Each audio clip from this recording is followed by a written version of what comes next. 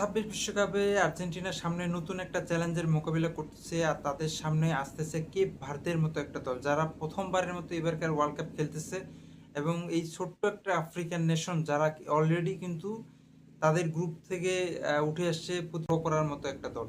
তো এই Cape Verde কেমন দল, এদের শক্তিমাত্রা আসলে কোথায় এবং আর্জেন্টিনার জন্য এই ম্যাচটা কতটা সহজ হবে, তো সেই বিষয়টি আমরা আজকে অ্যানালাইজ করার চেষ্টা করবো এবং আমি আমার প্রেডিকশন ভিডিও শেষে দেওয়ার চেষ্টা করব যে এই ম্যাচের রেজাল্ট কি হতে পারে। তো আজকের ভিডিওতে আমরা বেশ কয়েকটি ধাপে অ্যানালাইজ করার চেষ্টা করব যে প্রথমত হচ্ছে কেপ ভার্দের শক্তিমাত্রা কি বা তাদের দুর্বলতা কি, তাদের খেলার কৌশল কি এবং আর্জেন্টিনা কোন কৌশলে এই কেপ ভার্দের চ্যালেঞ্জ মোকাবিলা করতে পারবে এবং বিশ্ব চ্যাম্পিয়নের মতোই তাদের মোকাবিলা করতে পারবে, সেই কৌশলগুলো সহ আমরা আপনাদের সামনে আজকে আলোচনা করার চেষ্টা করব।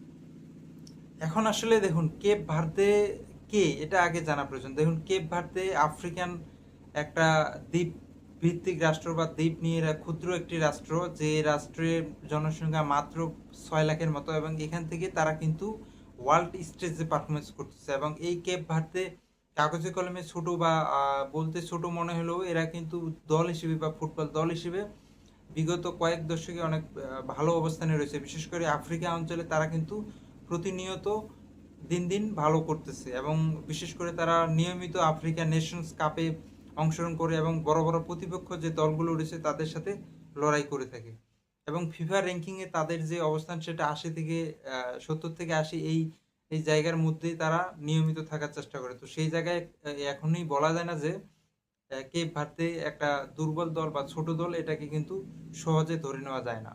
অর্থাৎ কাগজে কলমে আর্জেন্টিনার চাইতেও কেপ ভার্দেকে ছোট মনে হলেও তারা কিন্তু ছোট নয় এবং খুব সহজ প্রতিপক্ষ আর্জেন্টিনার জন্য হবে না। তো আমরা যদি কেপ ভার্দের শক্তিমাত্রা প্রথমে আলোচনা করি, বিশেষ করে তাদের শারীরিক সক্ষমতা। এই যে কেপ ভার্দের খেলোয়াড়রা তারা কিন্তু অত্যন্ত শক্তিশালী খেলোয়াড়, অ্যাথলেটিক, এবং তারা কিন্তু প্রচুর পরিমাণে দৌড়াইতে পারে এবং বলকে নিয়ে তারা খুব বেশি তাড়া করতে পারে এবং এই দ্রুত দৌড়ানোর যে গতি সেটাকে কিন্তু নিয়ন্ত্রণ করতে পারে খুব সহজে। এছাড়া তারা কাউন্টার অ্যাটাক করতে পারে, তারা দ্রুত বল নিয়ে কিন্তু অপোজিশনে কাউন্টার অ্যাটাক করতে পারে এবং যেটা কিন্তু অনেক সময় যে অপোজিশন টিম থাকে তাদের জন্য অনেকটা বিপজ্জনক হয়ে থাকে। এছাড়া ডিফেন্সিভ যে ডিসপ্লে, তারা কিন্তু কেপ ভার্দে সবসময় ডিফেন্সিভ ডিসপ্লে করে থাকে। তারা নিজেদের অর্ধে থেকে তারা কিন্তু নিজেদের গোল পোস্টটাকে সুরক্ষিত রাখার চেষ্টা করে। ডিফেন্ডাররা কিন্তু খুব সহজে তারা গোল করতে দেয় না প্রতিপক্ষকে। সেট পিস, দেখুন সেট পিসে কিন্তু কেপ ভার্দে খুবই বিপজ্জনক একটা দল। কর্নার বা থ্রো বা এই সময়ের যে সেট পিসগুলো রয়েছে সেগুলো থেকে কিন্তু তারা সহজে গোল মেকিং করতে পারে। এটা কিন্তু আর্জেন্টিনা সহ যে কোনো দলকে মনে রাখা প্রয়োজন। তো কেপ ভার্দের যদি আমরা দুর্বলতা আলোচনা করতে যাই তাহলে প্রথমে আলোচনা করতে হবে বড় দলের সাথে যে খেলার অভিজ্ঞতা, সেই অভিজ্ঞতা তাদের কিন্তু নেই। ব্রাজিল, আর্জেন্টিনা, জার্মানি বা স্পেন এই ধরনের যে বড় বড় টিমগুলো রয়েছে তাদের সাথে তারা কিন্তু নিয়মিত খেলার সুযোগ পায় না। ইভেন তাদের যে আফ্রিকা অঞ্চল সেখানেও কিন্তু তারা আফ্রিকা কাপ অফ নেশন ছাড়া বড় টিমগুলোর সাথে খেলার সুযোগ পায় না। তো এখানে কিন্তু তাদের একটা দুর্বলতা রয়েছে বা অভিজ্ঞতার ঘাটতি রয়েছে।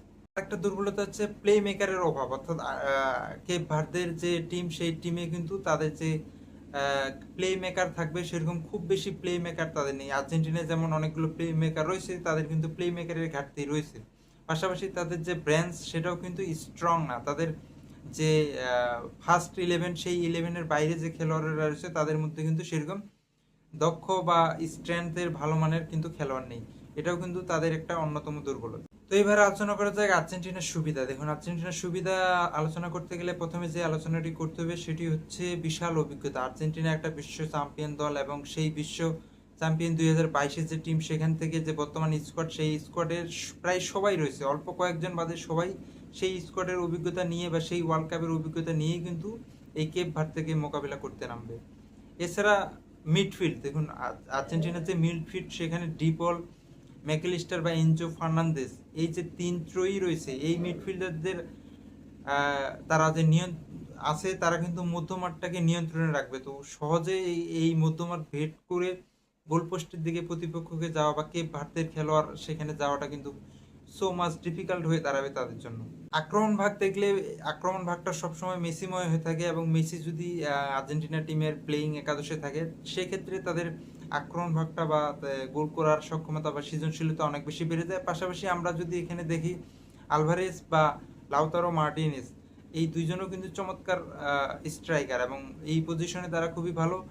এছাড়া আমরা যদি আর্জেন্টিনার গোলরক্ষক দেখি এমিলিয়ানো মার্টিনেজ, সে কিন্তু বাজ পাখি, মানে তার নামটা এই জন্যই পড়ছে যে সে আর্জেন্টিনাকে জীবন প্রাণ দিয়ে কিন্তু সেই সাপোর্টটা দিতে পারে। তো এবার আমরা যদি কৌশল নিয়ে আলোচনা করি, দেখুন কেপ ভার্দে যে কৌশলটা অবলম্বন করতে পারে সেটা হচ্ছে 5-4-1 অথবা 4-5-1, এই ফরমেশনে তারা খেলতে পারে এবং তাদের মেইন লক্ষ্যটা হচ্ছে ডিফেন্সিভ খেলার, ডিফেন্সটাকে ধরে রাখা এবং সুযোগ পেলে প্রতিপক্ষের দিকে কাউন্টার অ্যাটাকে গোল আদায় করে নেওয়া। আর আর্জেন্টিনা এই ক্ষেত্রে যেটা করতে পারে সেটি হচ্ছে বেশিরভাগ সময় বল দখল করে রাখা এবং বল নিয়ন্ত্রণ করে রাখা এবং সুযোগগুলোকে কাজে লাগাও এবং প্রতিপক্ষ যেহেতু ডিফেন্সিভ, তাদের ডিফেন্সকে ভাঙার চেষ্টা করা। সেটা বলা যায় কি এটা কি কিন্তু সহজ ম্যাচ হবে না, এটা কখনোই সহজ ম্যাচ হবে না, যেহেতু এই দলটা পর্তুগালের মতো একটা দলকে চ্যালেঞ্জ জানিয়ে আসছে। তো সেই ক্ষেত্রে আর্জেন্টিনার জন্য ম্যাচটা খুবই সহজ হবে এটা বলা মুশকিল।